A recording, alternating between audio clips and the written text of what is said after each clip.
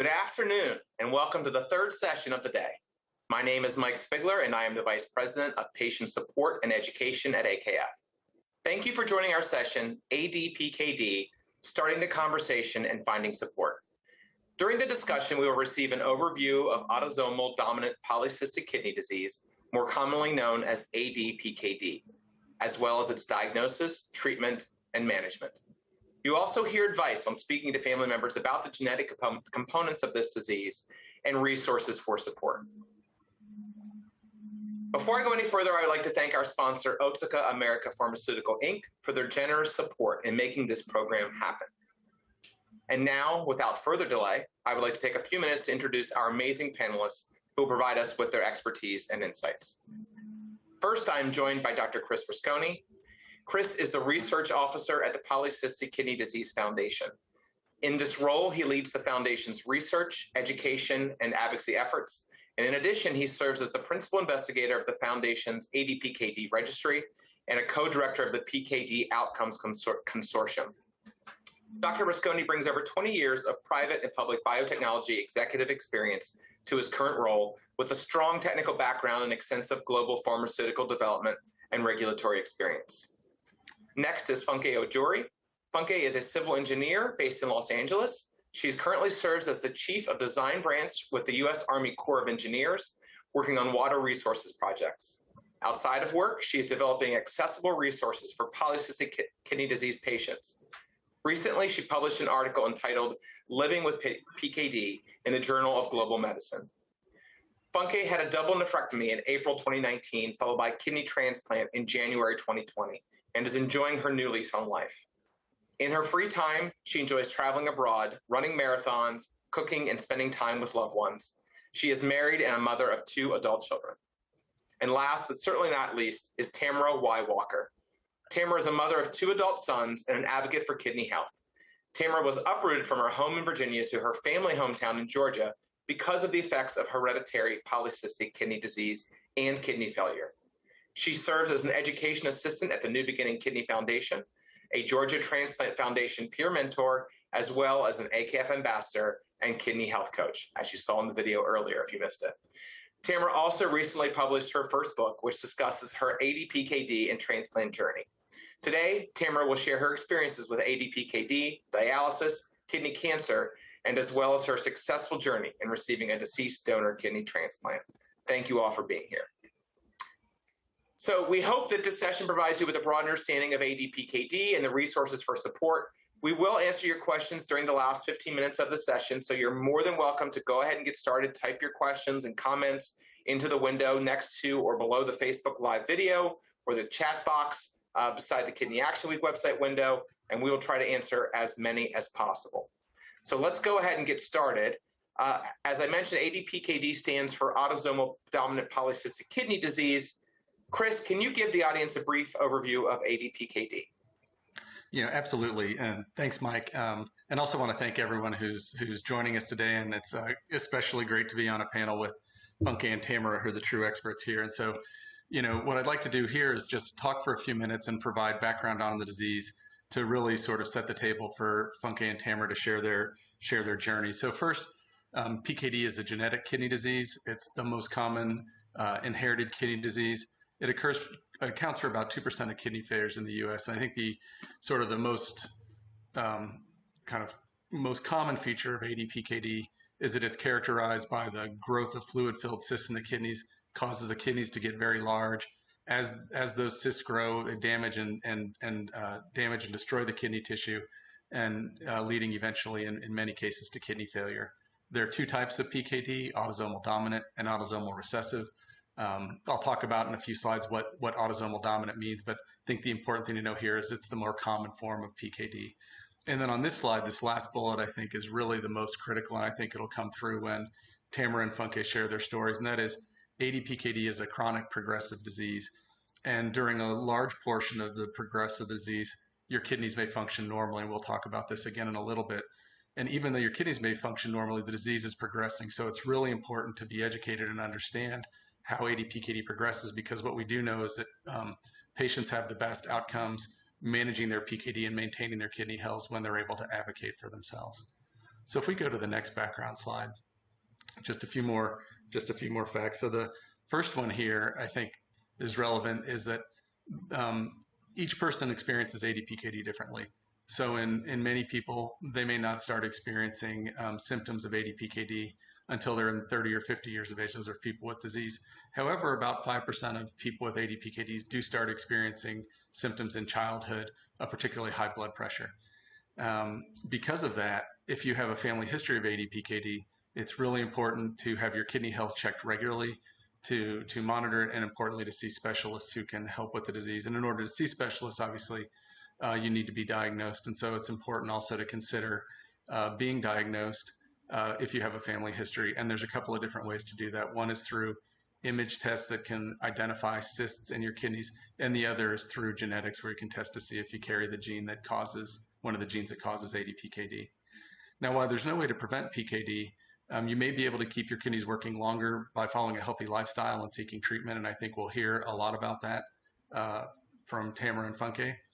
And last bullet on this slide I think is also important is, while there is no cure for ADPKD, there is a treatment available that's been shown to slow progression of disease. And so again, as we'll talk about in these background slides, important to understand your disease status to know whether you may or may not be a candidate for treatment.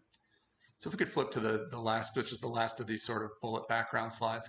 Just a few takeaways here. The first is that there is a pipeline of treatments in clinical development. Drugs do not get developed and tested unless patients are willing to participate and volunteer for clinical trials. So if you're interested, please consider volunteering for clinical trials. There's information in finding trials on the PKD Foundation's website. The second bullet is also really important, and that is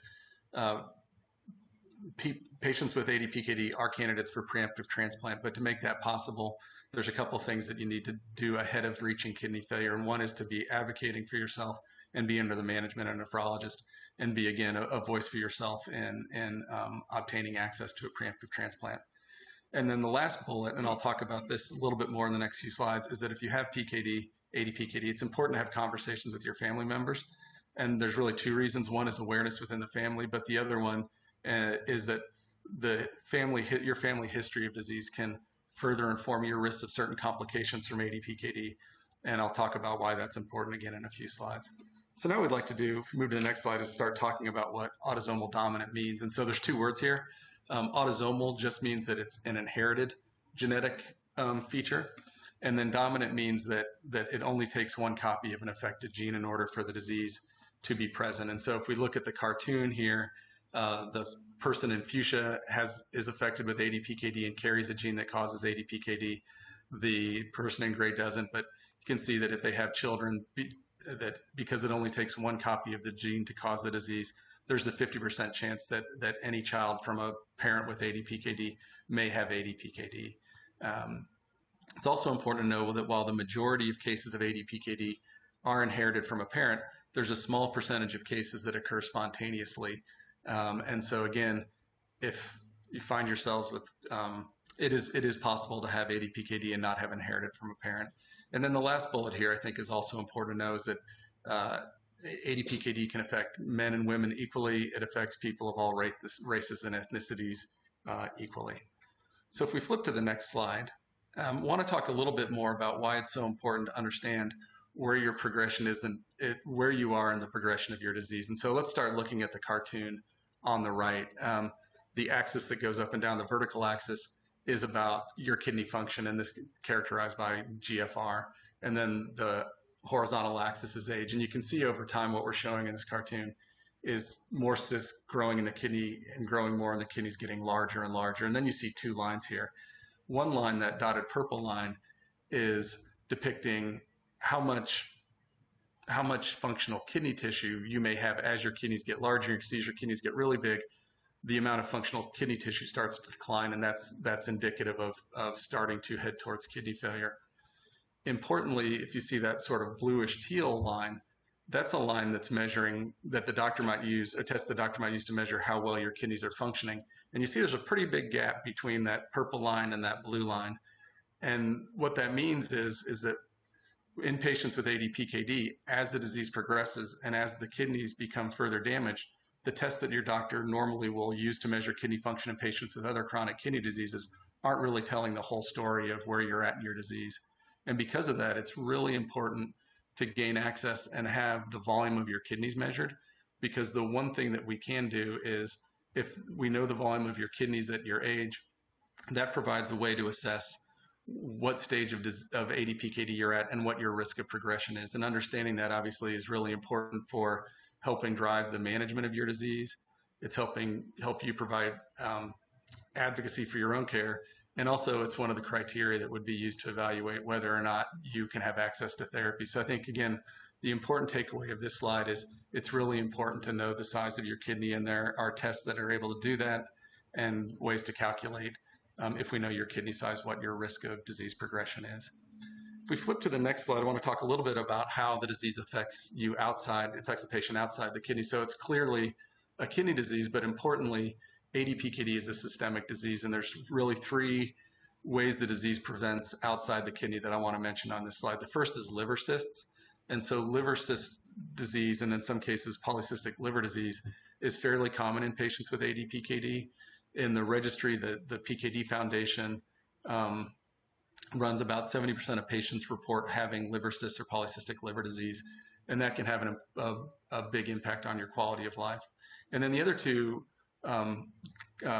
complications I want to talk are ones that really relate to family history, and that is intracranial aneurysms, which are sort of outpouchings of vessels, blood vessels in your brain that if they burst, you have hemorrhagic stroke.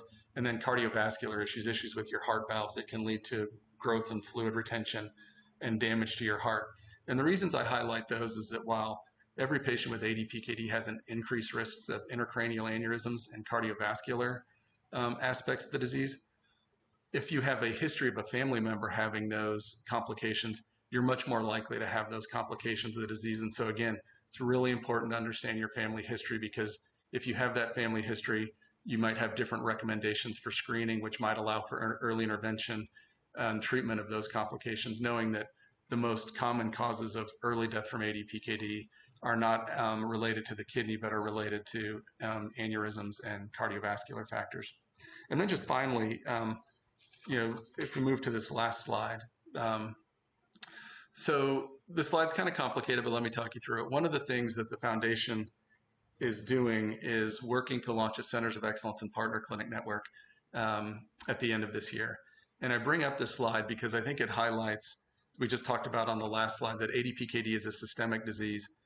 And we've talked a lot, and I think Funke and Tamara will talk a lot about self-advocacy. So I want to talk a little bit on this slide of what would self-advocacy for a care team look like. And so what we've depicted on this slide are the different kinds of healthcare provider and specialists that may be needed to support you and your family if you have ADPKD. So the first set of boxes labeled primary care team. These are the specialists such as expert nephrologists, primary nephrologists, interventional radiologists, et cetera, that very likely every ADPKD patient will need to see in order to properly manage and understand where you are in your disease, and preferably with some point of contact like a patient navigator to help you coordinate these services. The middle set of boxes labeled key specialists. These are really important specialists that, depending on how your disease is presenting for you, you may also need to see, like a cardiologist, a heart doctor, a liver specialist, a transplant or neurosurgeons. And so these are specialists that it's important for you to be able to have access to in your healthcare, and that you might need depending upon your particular history of the disease. And then finally, there's a third set, and I think we'll talk about this throughout this session, that while there's a lot of obviously physical manifestations of ADPKD, as a chronic disease, mental well-being and coping with the mental aspects of the disease and the chronic nature is very difficult. And so it's also important to have access to a good primary care physician, as well as mental health support and a psychologist, psychiatrist, or social worker. These folks don't need to be experts in ADPKD. It's just important to know that these may be important resources for you in supporting your disease journey. And so with that, thank you very much, and I hand it back to Mike, and I'm really excited to hear from Tamara and Funke. Thank you very much, Chris, for that overview. It was super helpful. And we've already gotten a couple of great questions in, but continue to send those in through the chat box. We're going to get those at the end.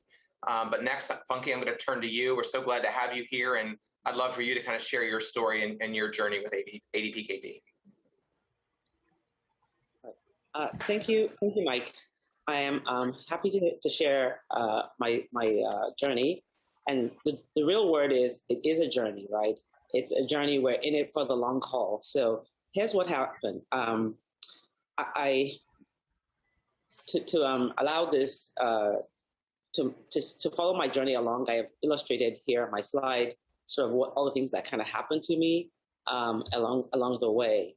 So my mom, I found out my mom passed away at 39, age 39, from complications of PKD. And at that time, I was 13 myself.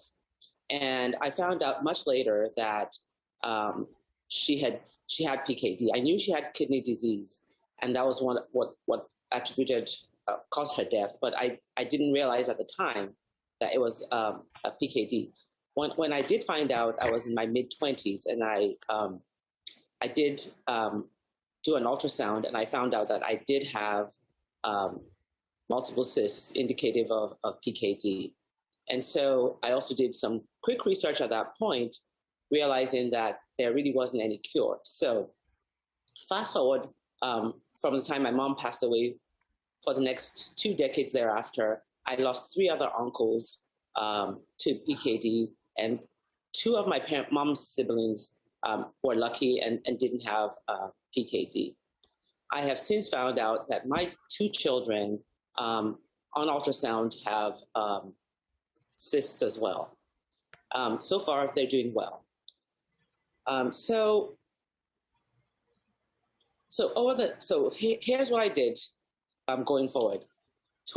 I realized there was not much I could do. In my 20s, I had kids, things were going on. I just essentially just lived life and didn't pay much attention to it, other than the fact that I did get under a care of a nephrologist. And so I would see my nephrologist regularly for the next 10 years. According to whatever appointments that she gave me, I never missed an appointment, even though there wasn't anything going on at that point. But I realized that this was important, and I did do that. And so one of the things that I also did was I did see a neurologist, and we did do a brain scan for aneurysms. And I also had like a low heart rate just naturally, and I did see a cardiologist, and that turned out not to be anything that was going on, but it was something that we just watched throughout the time.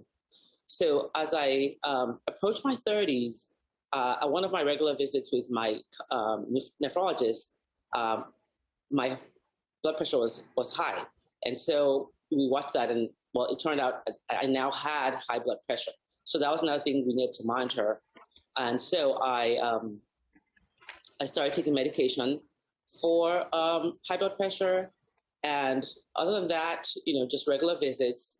As I entered my 40s, my kids were growing up, were kind of older. I had a little more time for myself, and I started thinking that perhaps I should try to do something about this.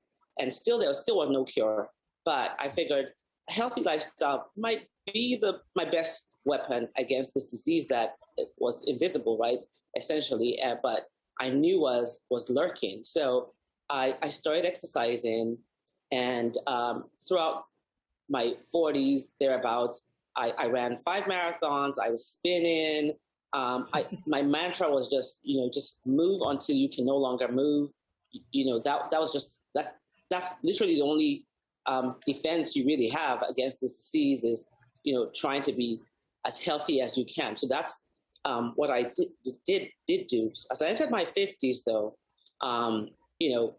my kidney function started to decline. And so some of the side effects that I felt, and I know that everybody has different ones, but what I experienced during this period of, I would say, kidney failure was fatigue, as well as brain fog. That was a bit difficult sometimes when you're at work, and I would have moments where, someone would be actually speaking to me, and I would have, a hard time, concentrating. But through it all, I worked. And I think the last side effect I had was malnutrition. And I realized that as I exercised, because as the cysts grew, there really wasn't any room in my belly. And I found I ate, I could hardly eat much. I would eat really small meals because I would be full. So malnutrition, I guess, was another thing, and that affected my ability to exercise. So fast forward into my 50s, within 2 years, I really had, I would say, a huge decline in my kidneys. So in September of 2018 or thereabout, 2017, I believe it was, I was finally eligible to be listed. My GFRs had reached that level where I was eligible to be listed for a transplant. It took me about 6 months to get listed, and that's where I would say self-advocacy works, because I was slow in doing that. Right, I learned this along the way, that you need to speak up because you're not the only patient that needs to be listed, and there's you need to be calling and trying to to make sure that your case moves along. If there's a change and you need to be notified, how soon can you be notified so you can get the test done, so you can get listed? These are things that I've learned along the way that I would advise anyone to do is, be the squeaky wheel, right? Because the squeaky wheel, gets the grease. So fast forward 6 months later, I finally make it on the transplant list. And my doctor my nephrologist at that point says, your kidney functions are continue to decline. So it might be time to get an access for dialysis. Because I had hoped that I would, maybe get a transplant before I would need dialysis. But as it turned out, my kidney functions kept declining. So she advised that I get access for dialysis put in. So I got an AV fistula in the summer of 2018. And a few months after that, my nephrologist recommended dialysis. I wasn't ready. So we talked about it, and we agreed that we would wait till the start of the new year. And so at the start of the new year, in 2019, I did start dialysis. At that point, luckily, I did get notification from the transplant team that I did have people testing to be living donors for me. And soon after I started dialysis, I had a match and a donor, who happened to be my sister, who had agreed to, who had tested and was eligible, and a match for me. So we were very happy. It appeared that I would have only 4 months of dialysis and I would have a transplant. As we went back into the transplant center, found out that my cyst has grown so much more, and I didn't have enough room and it was recommended I consider a double nephrectomy to get the best outcome. So that's what I did a double nephrectomy, and the plan was in 2 to 3 months, I would be eligible then for a transplant. As we got ready for the transplant, found out that I got a phone call after pre-op, like, did you have a blood transfusion? And well, it turned out I did when I had the double nephrectomy. And as a result of my blood transfusion, I had developed antibodies to my sister, who was my donor. So, and it turned out I had developed particularly strong antibodies to certain markers, I guess, that she had, and she would no longer be, she was no longer compatible as a donor. So we needed to find new methods, think of new ways to make this work. So I had 2 options: either find a new donor or enter into what is called the paired kidney exchange program. And after consideration, that's what we did. It did require me to go through a 6-week treatment of IVIG, and I forget what the other medication it was, but essentially it was to calm down the antibodies that I had developed. And so that kind of left me, even more anemic than I already was. And so by the time it was ready for my transplant a few months later, it was touchy if I was going to be able to have the transplant because of my anemia. But anyway, miraculously, it bounced back because I was told that it's unlikely that I would get to the level that I would need for surgery, but it turned out I did. So, so fast forward to January 2020, just before COVID, I did get a transplant, and I'm 2 years transplant now, and I can't tell you how much better life is after transplant.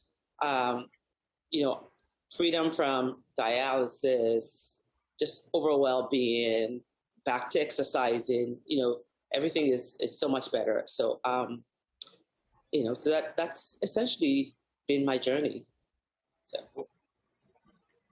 thank you very much, Funke, for sharing that information and your story. And as someone who's later this year, hopefully running his 5th marathon, I can't imagine doing it with everything you were dealing with at the same time. So I'm in special all of you from that, I will tell you. You know, I think it's so important to be able to have conversations with family members about ADPKD, with your doctors. And I know you have some tips for that. And I wanted to bring that slide up and have you talk a little bit about that. All right. So, so I would say that the first conversation that I think is most important is that you speak to, you understand, right, what your disease is and what what the diagnosis that you have. As Chris mentioned earlier, right, there are markers. You know, they talk about there are words like creatinine and GFRs, and what does that really mean to you as and how does that translate to the journey that you're on? That's something that I struggled with, and I know that, as he mentioned, that there is no fixed number that tells you this is where you are. That this number correlates to dialysis, or this number, you know, correlates, you know, to any of the things. But there is a range, and understanding where you are in that journey allows you at least to be somewhat proactive and helps you in that respect. So I would say that you know, having that conversation with your doctor, you know, is very important. So you understand where you are, and also because that helps you communicate to your family how they can support you. So it affects how your diet, you know, depending on the stage where you are, your diet, you know, changes. You know, pre-dialysis, you know, there's a low protein. You got to think about protein intake. When you're in dialysis, you need to, you know, think about a little more protein. So there are things in your diet that, depending on where you're in the journey, that it's affected. So I would say first you need to understand all those things so that, you know, you can then communicate that to others. For me, by the time I was getting ready to be listed, you know, my husband had been along with me on that journey, and my kids did know about it, but I had not talked to them fully about where I was in the journey. So I did have that conversation with them once I was ready to get listed, and we talked also about what does that mean for them in their journey, as far as kidney health. What can you do now that they're young and it's not younger, and there was not an issue for them yet. So we did have that conversation about that. And like I said, we'd done ultrasounds previously, so we knew that, you know, they had cysts. And then I had a larger conversation with my close family members, and then eventually with friends. And having that conversation with my family members, who kind of knew that, you know, it's in the family, but, you know, where I was in the journey, there was such an outpouring of love and support that was very helpful. They helped with, you know, transitioning to the conversation about you know, donor, getting the word out, getting the story told, building me a website, you know, so many things where your family can support you along the way. And currently my older brother is eligible now to be listed. So we're starting a new round of conversations about that.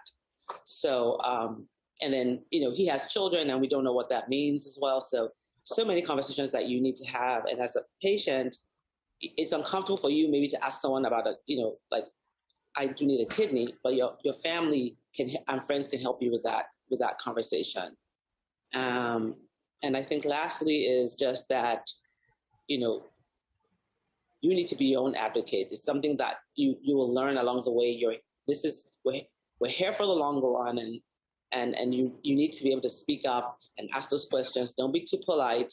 Ask the questions. Maybe bring family members with you to meetings, so that they can help you ask those questions that you maybe are not even thinking about. And family and friends and your support system is important. And I wanted to know if you could talk a little bit also just some of the strategies that you employ to manage some of those emotional aspects of ADPKD. So here's what I did as far as that. At the time, I was going to my church was St. Agatha's here in Los Angeles, and that was going to church. Sundays. We had a Sunday evening mass that was, just kind of chill, just perfect for me at the stage I was. That I would go to, and it seemed like there was always a message in there for me all the time, and that kind of helped me during this period. Like I mentioned earlier, just having family and friends, what I told them about it, people checking in on me, helping me with getting my messages out. That really helped with coping with PKD, or with the stage I was at that point. And normally I am a very independent person, and I'm used to being all things to all people and not the other way around. And I had to learn, right, to accept help. And I'll give you an example. For 30 years, I've hosted Thanksgiving all by myself, or mostly. And I got to the point where I literally could not host Thanksgiving. And I actually had to sit it out. But my family members jumped in and hosted Thanksgiving, and they wouldn't even let me make a single thing, which, so I had to calm my little need for control and just let them help me. So, and then I think the other thing that helped was I kept working full time through it, even with dialysis. You got to keep busy. I kept exercising even when, it dropped, obviously. I was not running any marathons at that moment, but I was walking. And at some point it got to the point where I could only walk during lunch breaks, or maybe spin. I was spinning previously maybe 3 days a week. And it got to the point where I would spin maybe 1 day a week. But, just whatever you can do to keep yourself moving and healthy. You don't want any other additional complications on top of PKD. That's enough. And so I would just, those are things that helped me. And then I think I mentioned earlier, I love to travel. And so when I started dialysis, I wondered, oh, wow, does that mean I won't be able to travel anymore? But, I let the first few months go by, and then, my husband and I figured out how to travel. I traveled to 3 countries while I was on dialysis. With some pre-planning, you can get it done. And so I traveled to Canada. I went to Ghana in Africa, and I also went to St. Lucia, one of the islands, Caribbean islands, and I got dialysis while I was there. And insurance will reimburse you a portion of it, but it's something that can be done. So, and I would say that the last thing that I would say is that just always just keep try to keep a positive outlook, and that's and I just would tell myself God has a plan for you, and this is part of your journey. So just be positive. Thank you very much. Thank you, Funke. So now I'd like to bring in Tamara to share her story and have her tell a little bit about her own journey with ADPKD. Tamara.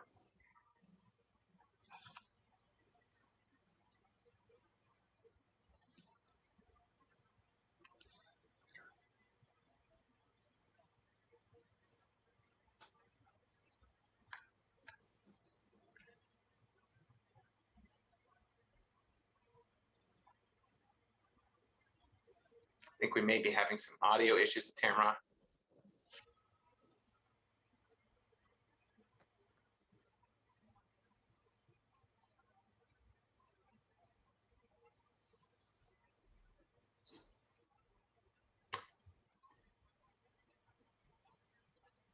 I can ask Dr. Rasconi a couple of questions in the meantime.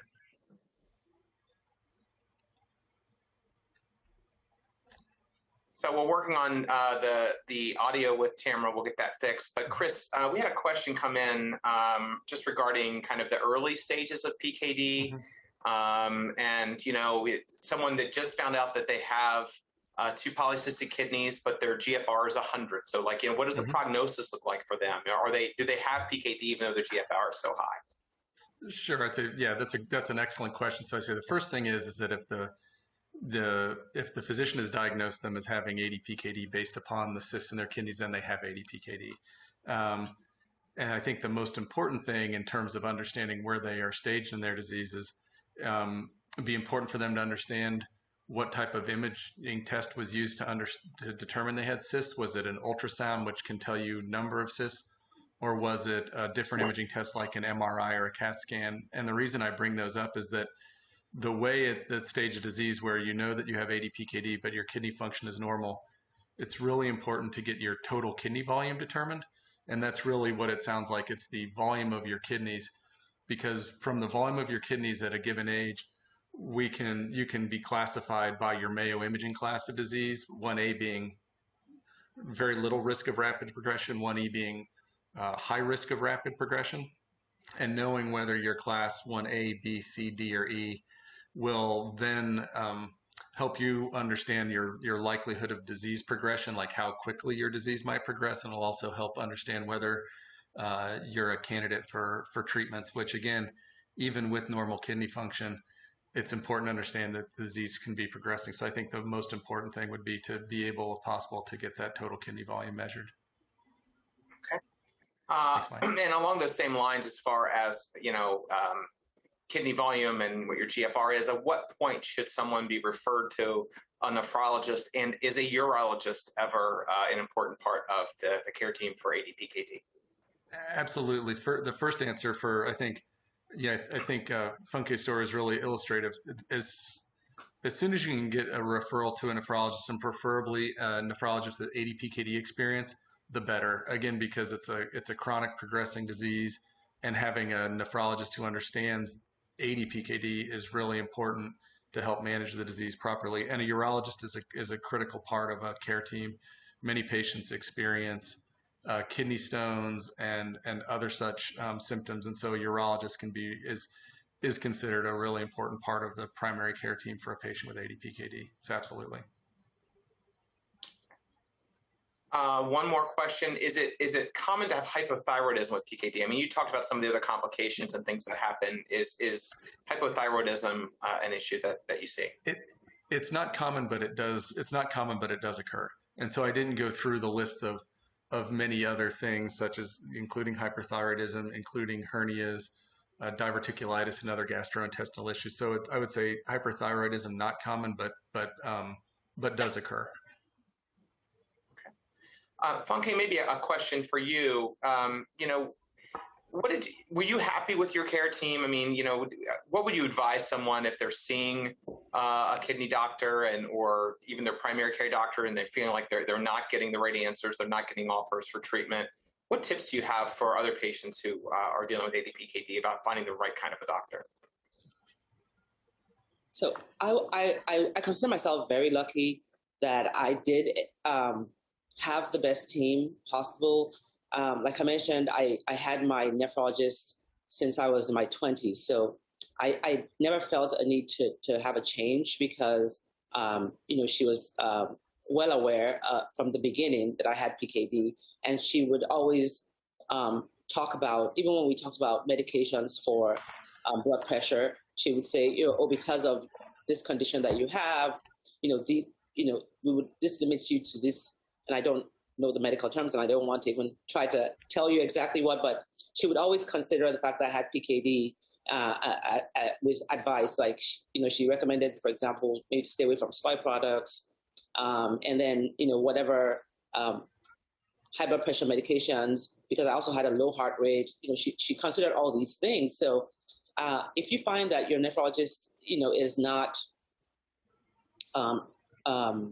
you know, tuned in to your medical conditions, I would advise you to to seek a second opinion, and then hopefully maybe from a second opinion that might very well be, if you find that that's a better match, then you could consider transferring to that person as your physician. For me in particular, I didn't even have a primary care physician because my nephrologist took care of so much. I must tell you, when she retired in just before I got transplanted, I realized how much she took on, and now I have a primary care physician and a nephrologist, which I didn't have for, I'd say, 20 years, right? So I would recommend, of course, that you there are some, depending on your insurance, I'm sure you can, reach out, just try a couple. I mean, you're in for the long haul. We have the time to try different, nephrologists until you find one that you're comfortable with. So I would definitely encourage you to do that. Great. Chris, another question that came in for you, and feel free to make this more broadly about, diet and drinks in general. It was a question about colas or carbonated beverages, but so certainly encourage you to answer that piece. But are there other special dietary considerations for patients with ADPKD? Sure. I'd say for starters, in general, the dietary considerations for patients with ADPKD are very similar to anyone with chronic kidney disease. And so there are a number of recommended diets and approaches for appropriate nutrient intake, depending on your stage of chronic kidney disease. I'd say things like sodas, things that have high phosphate, high potassium, and preservatives can be particularly bad for patients with ADPKD because patients at ADPKD are at a higher risk of kidney stones. And so, again, high potassium, high phosphate are things that put one at a higher risk of kidney stones. And so those are certainly things that can be enjoyed, but probably not consumed a lot. Water is obviously the best fluid to intake with kidney disease. And if I could just echo something Funke said, and that is, it's really important to find a doctor who you trust. And back to the prior questions about sort of when I should see a nephrologist, referral patterns for patients with ADPKD are very poor. There's a lot of physicians that don't understand that you can have a normal kidney function and your disease is progressing. So really push to get a referral to a nephrologist and to an experienced nephrologist as early as you can in your course of disease. Great. Chris, I'm going to start this question with you, and then I'm going to turn to Funke to see how she kind of handled it in her own life. But can you talk a little bit about the chances that a person that has ADPKD, their children could inherit it, and then Funke, I'll ask you, and just kind of how did you think about those considerations in your own life? Right. I mean, I'll start the math is that if a parent has ADPKD, there's a 1 in 2 chance that the child will have ADPKD. That math is imperfect. Some families you see more than that, some families less. But I think the takeaway is that there's a pretty high chance that if your parent has ADPKD, one of the kids will, and that's where the family history and the family discussion are so important.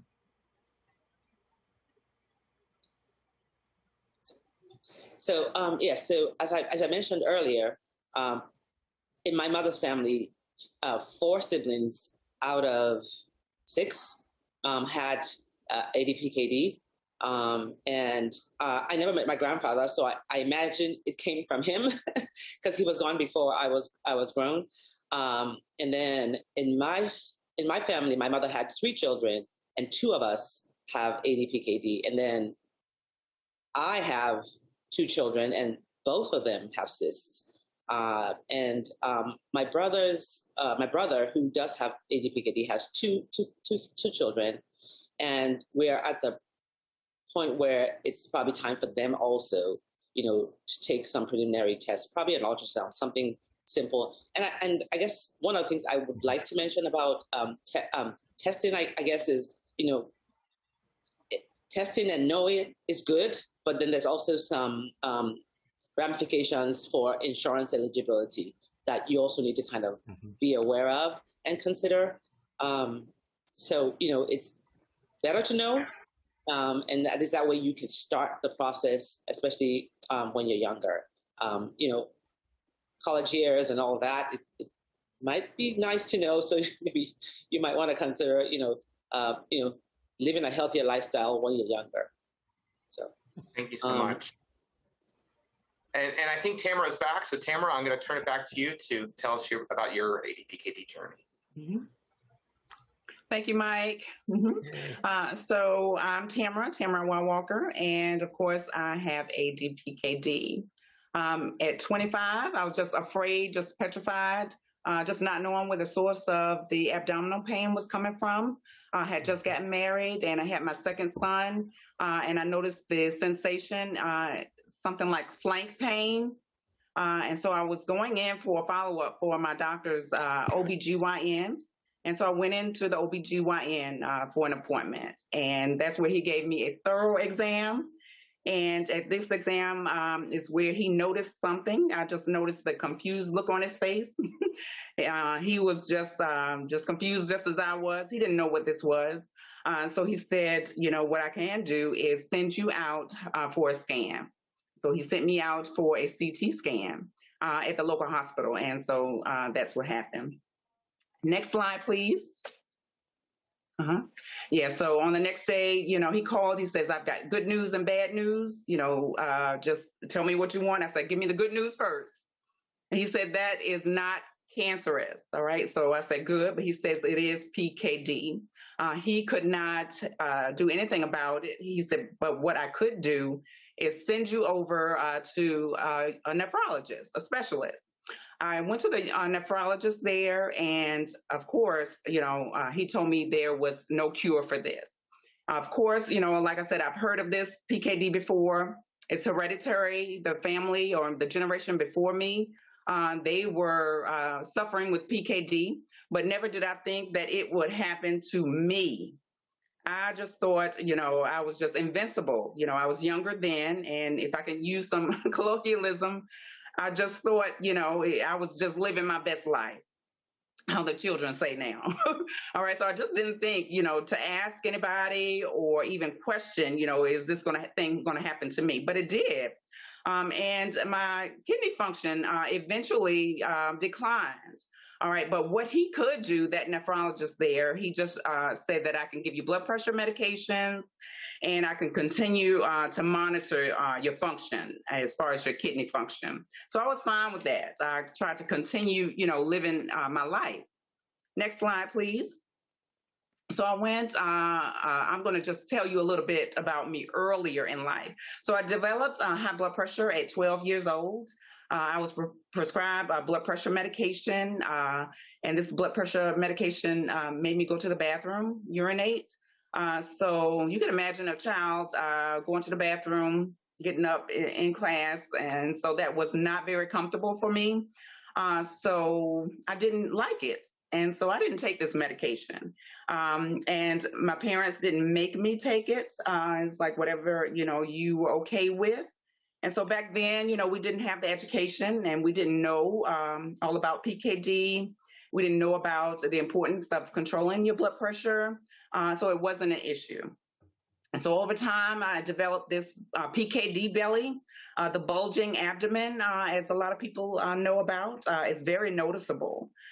There was a back and side pain, that full feeling that Funke talked about after you eat. Bloating, feeling, you know, lethargic and nauseous and just tired, sometimes unable to sleep. All those things happened to me. The kidney infections, the cysts, the ruptures, blood in the urine. I even had some nosebleeds. But all of this was happening and taking place while I was trying to raise a young family and also trying to maintain my household. And then also trying to maintain my own sanity. So it was very, very difficult and challenging. Next slide, please. Well, here's the last straw. I went in, you know, for multiple visits with the ER, and I was referred to a urologist this time. As soon as I got to the urologist, he took one look at those labs, the lab work there, and he says, you're just going to need to move near your family. You're going to need to be near your family because from this blood work and these labs, it just looks as though you're going to need to be evaluated for a kidney. You're going to need a kidney transplant, and that's going to be soon. And so I was devastated. I didn't think this was going to happen so quick. I was devastated and distraught.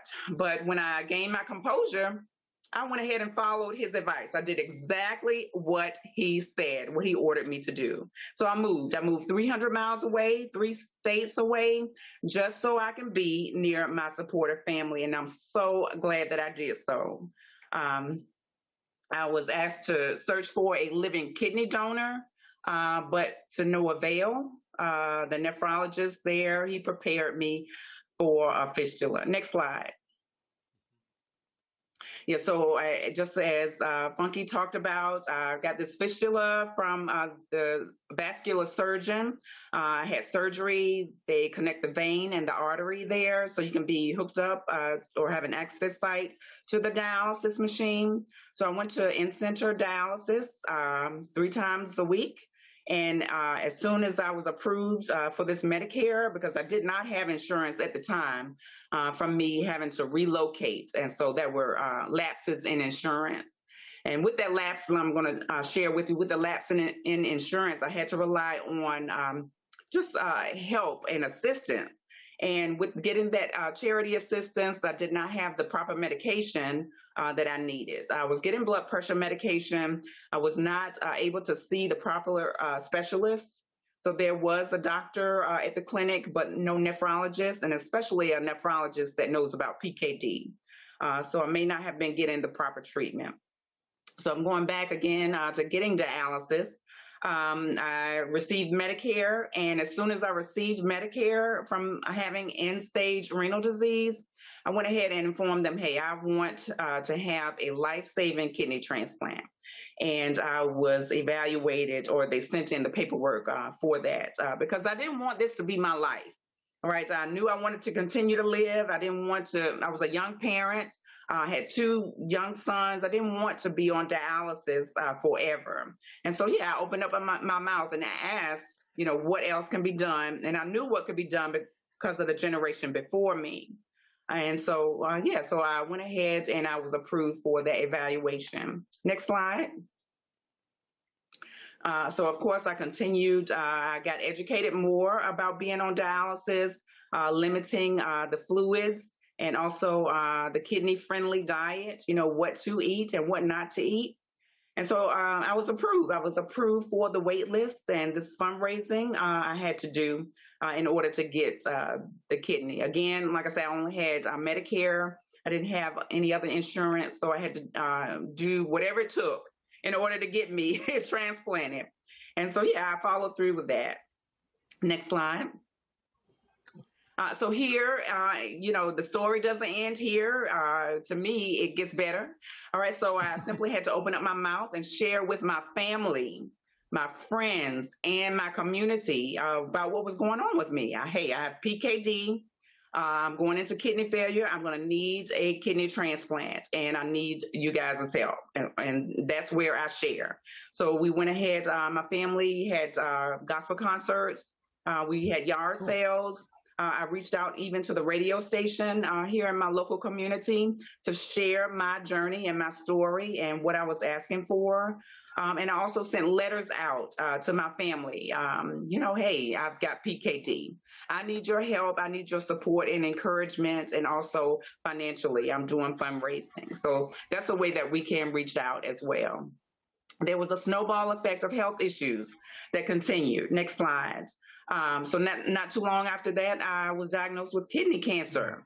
But hey, to no avail. There's more. I went to a urologist. The urologist here in my hometown could not help. So he referred me to someone 2 hours away from me in Atlanta. And that urologist gave me hope. He was a specialist that was able to help. And so I had both of my kidneys, not just one, but both my kidneys removed there. They were 6 pounds each. And not too long after that, I received a call for a transplant from a deceased kidney donor, and I was so excited. And so what I do now is just tell my story about PKD, kidney cancer, dialysis, and I advocate in the AKF with the ambassador group, where we share with the legislative officials. Also in the PKD Foundation, there's the ACN network where we also share with our local officials and on the state and federal levels. So if you could do that, if you have PKD, hey, use your voice. Speak out, share your journey. You can do this, like I said, with those organizations, and also go on the PKD Foundation website, and the AKF also has, I believe it's a blurb about understanding PKD. You can also get this. I know it's almost time to wrap up, so I'm just going to share. You can get this. You can get this PKD Bible, is what I call it. All right, and you can get that from the PKD Foundation. It's downloadable. Also, you can get the paperback version, and it shares everything you need to know about PKD. Also, we're going to open up as we get the diagnosis. We want to write down everything that the doctor says. So get a notebook there. Write down your questions in your notebook. Write down the answers from the doctors, because sometimes, through the course of everything, we forget what they say. Just like Funke said, you take someone with you. I had my son with me at a number of appointments. Sometimes we don't hear. We can listen, but we're not actually hearing what they're saying. So write it down. Take someone with you as well. You want to get this explained to you. Like I said, the generation before me had this, but I was unaware, still uneducated about it. We want to write it down, take notes, and we also want to ask him to speak in layman's terms. Hey, you're a medical professional. Please don't speak in that medical jargon. All right. Please speak to me in layman's terms where I can understand exactly what's going on with me and my body. What is to be expected? What is the outcome?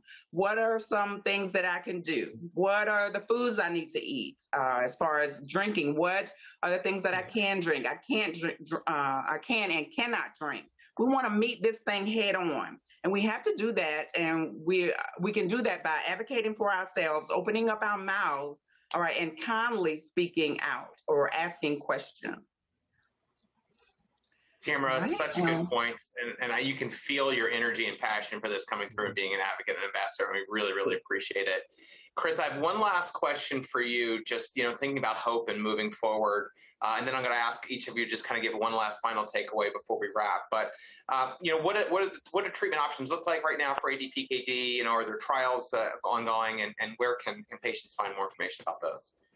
Absolutely. So there's one approved disease modifying therapy, and again, to understand whether you may or may not be a candidate for that, knowing your kidney volume is really important. There are a pipeline of treatments that currently are in development, including at least one product in this approval phase of trials. And we're seeing a lot of companies interested in coming into the space to help sort of develop treatments for patients with ADPKD. If you're interested in finding out about research opportunities on the foundation, we have an excellent clinical trial finder tool that you can enter some of your base characteristics, and it'll let you know whether there are trials that you may be a candidate for. We also have a registry, again, where you can share your data with us, de-identified, anonymous. We can help you then understand, I think, to Tamara's point about tracking your journey and understanding how to share that with your doctor. And it also helps us potentially identify clinical trials that you may match for and make you aware, help you be aware of those trials. So those are a few things, Mike. Okay, great. Funke, I want to go to you. What's that last final thought you want to leave for the audience? I'll say, don't let PKD define you. Live your life to the fullest. Be proactive. Get on a healthy lifestyle. Just get out there. Just keep moving until you cannot move anymore. This is not the end. This is just part of your journey. Great, thank you. Tamara? Mm-hmm. Yes. So PKD is not our circumstance, all right? We can thrive through this. We can live with this, but it takes us advocating for ourselves. We have to open up our mouths. We have to share with others, even though we don't want to, we still must, because they're going to be the ones to encourage us, to give us that push that we need throughout this journey. I hear people say in some of these groups all the time, hey, my family doesn't understand. They just don't understand. Well, the reason they don't understand is because we're not opening up our mouths and we're not sharing with them and educating them with what PKD involves and what we need from them. So, hey, don't be afraid to do so. You can do this, and you are not alone. You can join the PKD Foundation, the website there, AKF. Also, you can become an ambassador and learn about this, and also share your story and journey with other people and everyone else who's going through the same thing that you're going through. It helps to uplift you. So you're not alone. Great. Well, Chris, Tamara, and Funke, I want to thank you again for spending your time with us today and providing this great information about ADPKD and how to find support. I want to thank everyone at home and at work for joining in too and sending in great questions. More kidney content is on the way, so you can learn all about kidney stones coming up in our next session. And grab a kidney-friendly snack and join us at 4 p.m. Eastern in the meantime. And if you aren't already, follow us on Facebook. Send us your email through kidneyfund.org, and you'll be the first to know about other resources like this. And you just saw some on your screen as well. Once we conclude this session, you'll see a link for a quick survey in a green below the video screen. Please take a few minutes to fill it out. Tell us how we did. Your feedback is going to be very useful as we plan for future sessions. Thanks again to everyone, and have a great afternoon.